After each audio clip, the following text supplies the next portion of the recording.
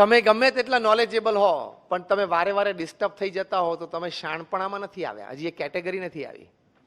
તમે દુનિયાભરના દરેક ક્ષેત્રનું નોલેજ હોય, ઘણા બધા એવા હોય છે બહુ માહિતી હોય એની પાસે, ઘણા બધા પાસે 2G 3G સ્પેક્ટ્રમ રાફેલની એટલી બધી માહિતી હશે તો કદાચ જેપીસી ગોઠવાય પીએમઓમાં તો એને મેમ્બર તરીકે લેવા પડે એટલી માહિતી હોય.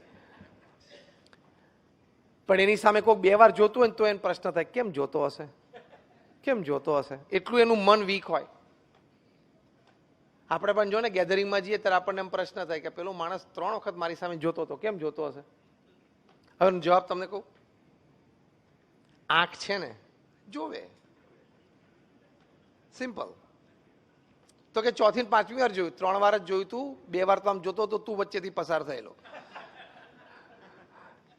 એટલે નાના નાના સંજોગો પરિસ્થિતિને આપણે એટલી બધી ડાઉટથી જોઈએ છે કારણ કે આપણું mind is weak, is cheap, is mean.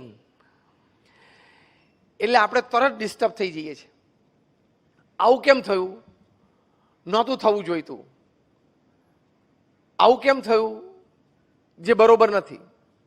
તો એ સંજોગ અને પરિસ્થિતિને આપણે સાચવતા આવડવી જોઈએ. Setbacks are part of life, failure is part of life, fall is part of life. Yes or no? Setback, failure અને ફોલ તો જીવનનો એક ક્રમ છે. અને some of the best lessons you learn from that. જીવનમાં મોટી પછડાટ ના આવી હોય તો ભગવાનને એકવાર પ્રાર્થના કરવી કે એવો સંજોગ મારા જીવનમાં આવે કે મોટી પછડાટ આવે, એવી પ્રાર્થના કરવી. આવી પ્રાર્થના તમને પૃથ્વી ઉપર કોઈ નહીં શીખવાડે, હું શીખવાડું છું. આપણને એમ જ પ્રાર્થના કરીએ છીએ ભગવાન બધું મારું સારું થાય ને, દીકરાનું લગ્ન થઈ જાય ને, દીકરી સુખી થઈ જાય ને, છોકરો પરદેશ ભણવા જાય ને, ધંધો સારો ચાલે ને, એવી જ પ્રાર્થના કરીએ છીએ.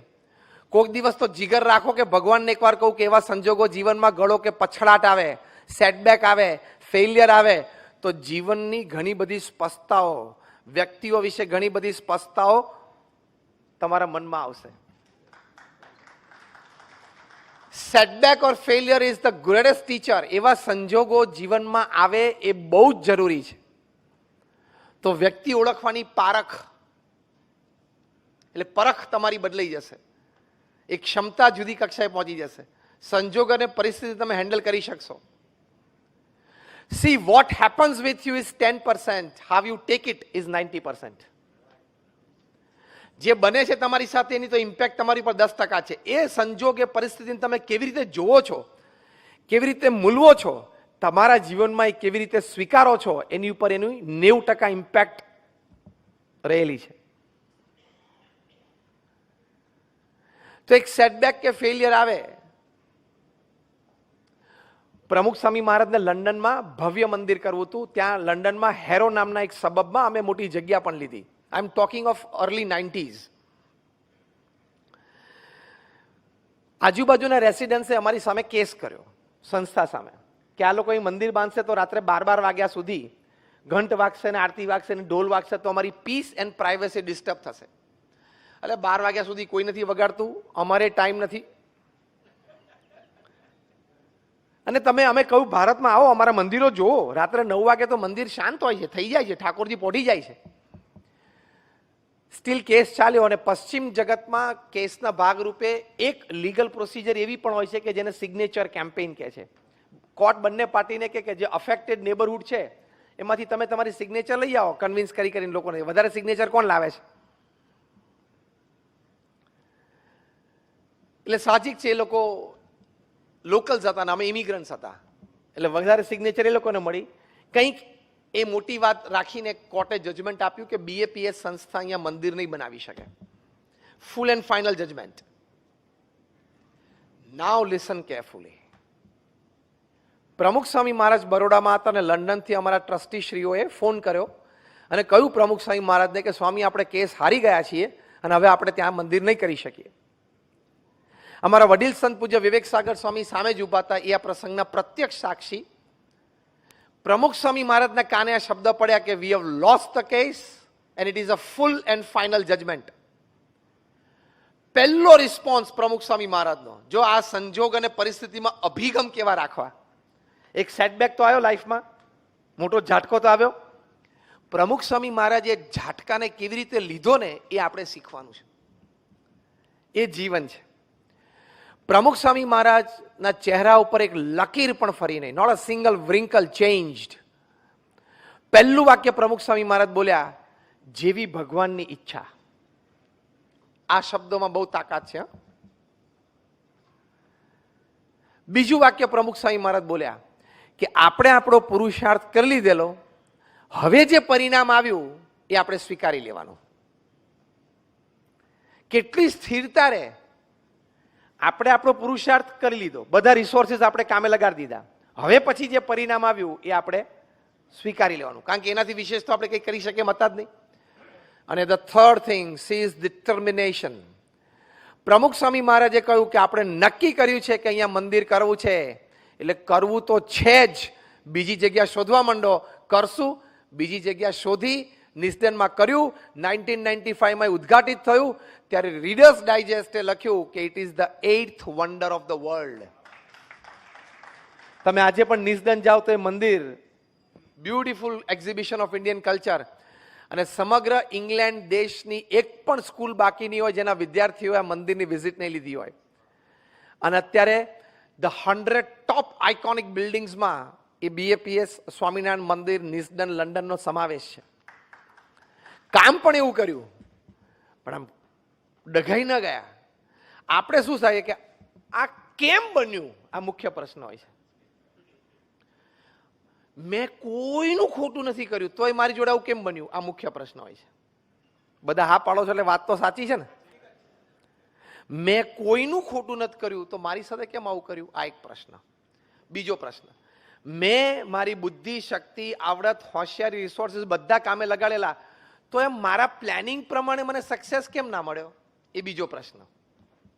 હું પ્રેક્ટિકલ વાત કરું છું ને, યસ ઓર નો. આ મનમાં આપણે રહે છે. પણ એક વાત સમજી રાખવાની, શ્રીમદ ભગવદ્ ગીતામાં ભગવાન શ્રી કૃષ્ણએ અર્જુનને કહ્યું, કર્મણ્યવાધિકારસ્તે મા ફલેષુ કદાચના. શું કીધું અર્જુનને? કે કર્મ કરવું એ તારો અધિકાર છે, તારું ફરજ છે, પણ પરિણામ ભગવાને કહ્યું કે હું નક્કી કરીશ. કેમ? કે if there are 10 factors which are in your control to bring success to the project, there are 10 factors which can bring failure to the project which are not in your control. સીધી વાત છે. અને આ શ્લોકનો તમને practical અનુભવ બધાને છે, પણ તમે વિચાર નથી કર્યો ને, એટલે તમને વારે વારે ડિપ્રેશન અને ફ્રસ્ટ્રેશન ફેલિયર વખતે આવે છે.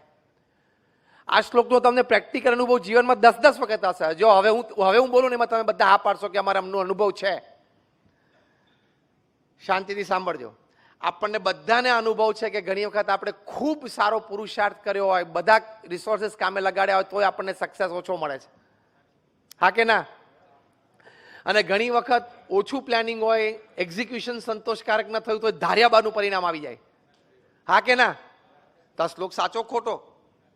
કે ભગવાને કહ્યું કે તું કર્મ કરે જા, પરિણામ હું નક્કી કરીશ, પણ આપણે એનો વિચાર નથી કર્યો. આ વિચાર હોય તો કોઈ દિવસ સંજોગ અને પરિસ્થિતિમાં આપણે જરાય ચલાયમાન ના થઈએ. એક વાત તો નક્કી કરી જ રાખવાની કે સંજોગ અને પરિસ્થિતિ તો પોઝિટિવ કે નેગેટિવ હોય, હું મારી સ્થિરતા, મારો ધ્યેય, એમાંથી તો હું ક્યારેય વિચલિત નહીં જ થઉં, નહીં તો તમે જીવન હારી ગયા કહેવાય. તો આ છે સંજોગ અને પરિસ્થિતિ પ્રત્યેનો અભિગમ. સંજોગ અને પરિસ્થિતિ પ્રત્યેનો અભિગમ. એક હસતા હસતા એક દ્રષ્ટાંત આપું તમને. એકવાર એક baby mosquito was on it's maiden flight. નાનું મચ્છર બિચારું જન્મ્યું હતું, એની પહેલી ફ્લાઇટ હતી આમ. એટલે એના મધર મોસ્કીટો અને ફાધર મોસ્કીટો, માતા પિતા બે જણા આમ જોતા હતા કે આપણો બેટો પહેલી ફ્લાઇટ લે છે. જેમ પહેલી વાર બાળક આમ 4 પગે ચાલતા શીખે તો માતા પિતાને આનંદ હોય ને એને જોવાનો, અને 2 પગે ચાલવાનું દોડવાનું શીખે તો માતા પિતાને આનંદ હોય કે એ દોડે છે. એટલે માતા પિતા બેબી મોસ્કીટોને જોતા હતા કે on it's maiden flight the mother, એમાં મધર બધા ઉત્સાહી હોય, વધારે એમ આનંદ હોય કે મારો બાળક ચાલતા શીખ્યો, દોડતા શીખ્યો. એટલે માતા પિતા બંને આમ જોતા હતા. અને પેલું બેબી મોસ્કીટો આમ ગોળ ફરીને રૂમમાંથી પાછું આવ્યું, પાછું માતા પિતા પાસે બેઠું. એટલે એની માતાએ હરખભેર પૂછ્યું કે how was your flight, how was your flight, એમ કેવું લાગ્યું તમને? તો પેલી બેબી મોસ્કીટો કે mom, mom, wherever I went, everybody were clapping for me. હું જ્યાં જ્યાં ગયો ને ત્યાં બધા મારી માટે તાલીઓ પાડતા હતા. ખબર પડી? મેં સ્વિચ તો દાબી હતી પણ 2 ઝબકારા પછી લાઈટ ચાલુ થઈ. હું જ્યાં જ્યાં ગયો ત્યાં બધા મારી માટે તાલી પાડતા હતા. શું એકચ્યુઅલી શું કરતા હતા? બધા એને મારી નાખવાનો પ્રયત્ન કરતા હતા. અરે મચ્છર ઉડે એટલે આપણે મારી નાખવાનો પ્રયત્ન કરતા હતા. ભલે લોકો મારી નાખવાનો પ્રયત્ન કરતા હતા, અભિગમ એ રાખવાનો કે તાલીઓ પાડતા હતા. જીવનમાં આનંદમાં રહેવું હોય તો આપણા હાથની વાત છે ને. લોકો તો જે કરવું હોય કરે. If you are principally right and not offending anybody, આ 2 શબ્દો યાદ રાખજો. તમે સિદ્ધાંત અને મૂલ્યોની દ્રષ્ટિએ સાચા હો અને કોઈને પણ ઓફેન્ડ ના કરતા હો